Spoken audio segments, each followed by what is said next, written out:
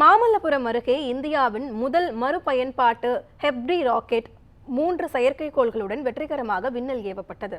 தமிழ்நாட்டை சேர்ந்த start up நிறுவனமான ஸ்பேஸ் ஜோன் இந்தியா நிறுவனம் மார்டின் குழுமத்துடன் இணைந்து மறுபயன்பாட்டிற்கு ஏற்ற வகையில் RHU-M1 என்ற ராக்கெட்டை உருவாக்கியிருந்தது.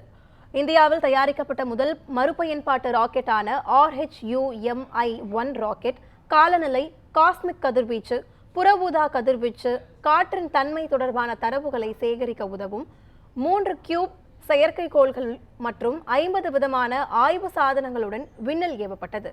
மாமல்லபுரம் அருகே திருவிடந்தை கடற்கரை பகுதியிலிருந்து நடமாடும் ராக்கெட் ஏவுதளம் மூலம் இன்று காலை இந்த ராக்கெட் ஏவப்பட்டது. செயற்கைக்கோள்களை ஏவிய பின்னர் மீண்டும் பூமிக்கு திரும்பும் தொழில்நுட்பத்தில் இந்த ராக்கெட் தயாரிக்கப்பட்டுள்ளது. மீண்டும் பயன்படுத்தக்கூடிய வகையில் வடிவமைக்கப்பட்டுள்ள இந்த ராக்கெட்டை பயன்படுத்தி பல முறை செயற்கைக்கோள்களை ஏவலாம் என்பதுடன் செலவையும் மிச்சப்படுத்தலாம் என தெரிவிக்கப்பட்டுள்ளது.